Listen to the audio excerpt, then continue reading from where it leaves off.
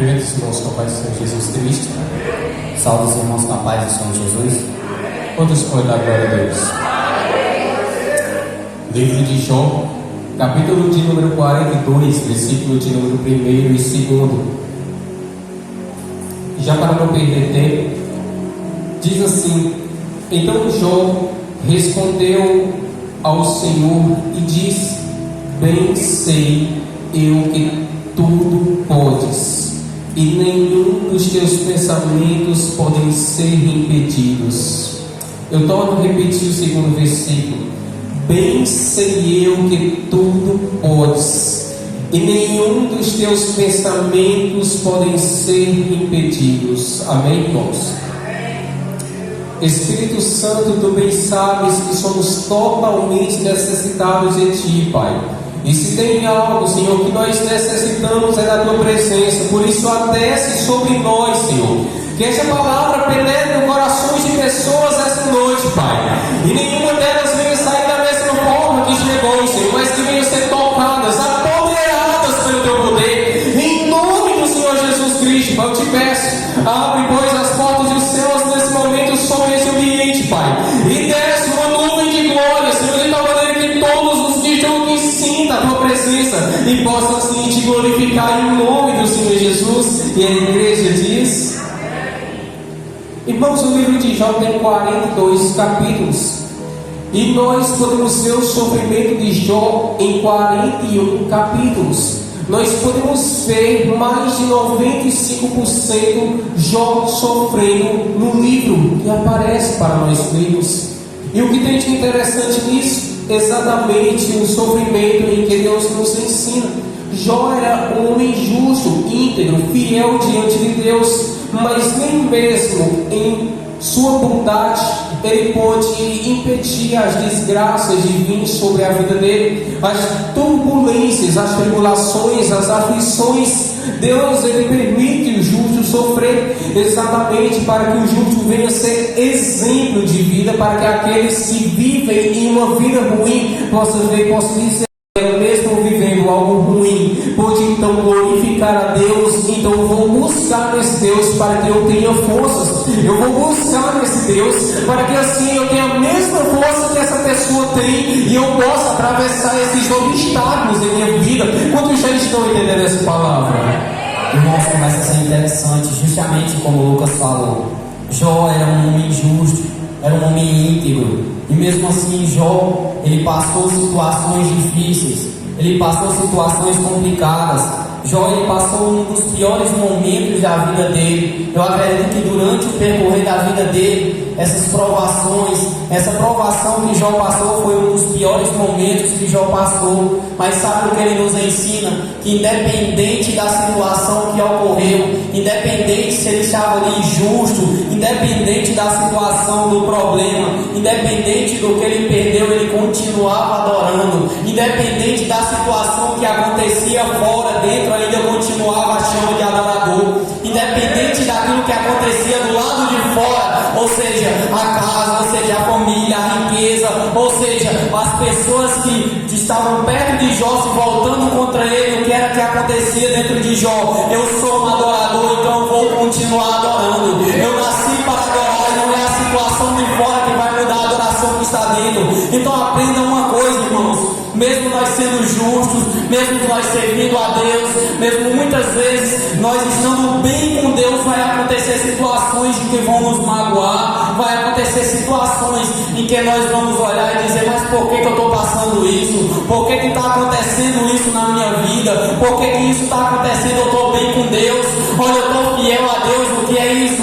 É as aflições do justo, é o problema que vem, mas sabe o que é isso? É o Senhor te provando, é o Senhor olhando e dizendo: será que ele vai me adorar? Será que ela vai me adorar agora? Será que ele vai me buscar? Será que ela vai me buscar agora? Sabe por quê? Porque o pior momento da sua vida é exatamente nesse pior momento que você tem que buscar, é exatamente nesse pior momento que você tem que adorar. Por quê? Porque Deus olha para Paulo e diz: olha, nas suas fraquezas, ou seja, nos momentos em que Paulo estava cansado, estava aflito, Deus olha para Paulo e diz: olha, Paulo, é nas suas fraquezas que o meu poder vai se aperfeiçoar. O meu poder vai se aperfeiçoar nas suas fraquezas. Tem muitas pessoas que começam então a reclamar quando então pode passar por problemas. Começa a dizer: ah, Senhor, por que eu passo tantas dificuldades? Por que é que eu passo tantas lutas em minha vida? Por que é que eu sofro tanto?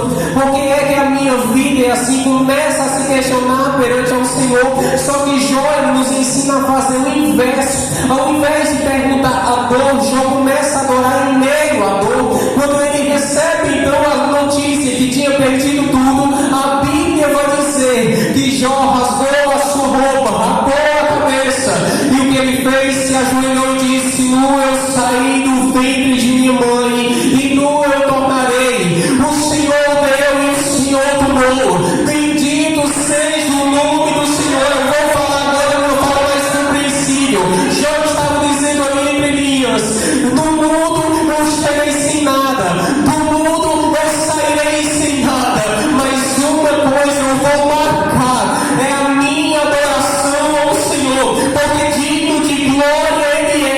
Não importa o momento, mas Ele merece glória. Não importa se eu perdi 10 filhos, mas Ele merece glória. Não importa se eu perdi animais, mas Ele é digno de glória. Não importa se eu perdi algo grande ou pequeno, Ele é digno de glória da mesma forma. Aí está a diferença. Muitas pessoas, quando começam a perder, fecha a boca e deixa de glorificar. Mas Deus hoje está dizendo: ainda que você perca, a tua boca foi feita para me adorar. Vocês estão entendendo essa palavra? Pelo amor de Deus, se você realmente está entendendo, dar glória ao Senhor. Você não está glorificando a homem, você está glorificando ao Deus vivo que está nesse lugar.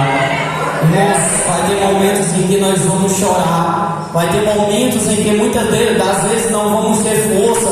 Vamos lá, Jó ele foi provado, mas ele continuou adorando. Jó ele foi humilhado, mas ele continuou adorando. Aqueles que eram para ajudar ele estavam dizendo que ele estava em pecado. Aqueles que eram para apoiar Jó estavam dizendo que ele estava errado, que ele se arrependesse. Mas Jó continuava adorando. Jó continuava adorando porque tinha a chama de adorador. Jó tinha um propósito na vida dele, ou seja, se eu morrer eu morro, mas eu morro adorando. Se eu partir dessa eu parto, mas eu parto adorando. Eis aí o que temos que fazer, o que é a vontade do Senhor. Jesus no Getsemane, Jesus estava orando, Jesus estava suando em sangue, Jesus estava tendo aflições ali, mas Jesus olha e diz: Pai, se for possível aparta esse cálice. Aí vem Jesus e diz: mas que não venha ser feito a minha vontade, mas a tua. Que não venha ser feito o que eu quero, mas o que o Senhor quer, Pai. O que é isso? Era Jesus dizendo: eu tenho a minha vontade, eu sei que tudo aqui a minha carne está mandando eu parar, mas Pai, que não venha ser feito a minha vontade, mas a tua. Mas Pai, que não venha ser feito o que eu quero, mas o que o Senhor quer. Sabe o que é isso? Aprender a entender que agora não servimos mais a nós, mas servimos a Deus. Independente da situação do momento, Senhor, que não seja o que eu quero, mas o que o Senhor quer. Senhor, que não venha ser isso, mas o que o Senhor quer. Entregar as nossas decisões na mão de Deus. O que tem acontecido, muitas pessoas têm tirado a decisão da mão de Deus, não têm feito a vontade do Senhor, seja no mínimo detalhe, mas não têm feito. Por quê? Porque mesmo Jó passando tudo aquilo, o que Jó era não mudou, o que é adorador. Mesmo Jó passando tribulação, mesmo Jó perdendo os filhos, mesmo Jó perdendo riquezas, não mudou o que Jó era, adorador. Então entenda algo: independente do que acontece fora, não deve mudar o que está dentro de você. Judas e Jesus, Judas traiu Jesus, mas Jesus continuava sendo Jesus. Judas olhou e traiu Jesus com um beijo, mas Jesus continuou sendo Jesus. Ou seja, o que estava fora não mudou o que é dentro. Então aprenda uma coisa: não deixe as situações que estão fora mudar o adorador que você é dentro. Não deixe as situações que acontecem fora mudar o que Deus colocou dentro de cada um de vocês. Aprendam isso, irmãos. Porque a tua graça ela me basta, e o teu poder se aperfeiçoa nas minhas fraquezas. Essa é a diferença de um adorador. Ele entende que foi chamado para adorar, e nada que está no exterior pode impedir a adoração que Deus colocou no interior. Agradecemos.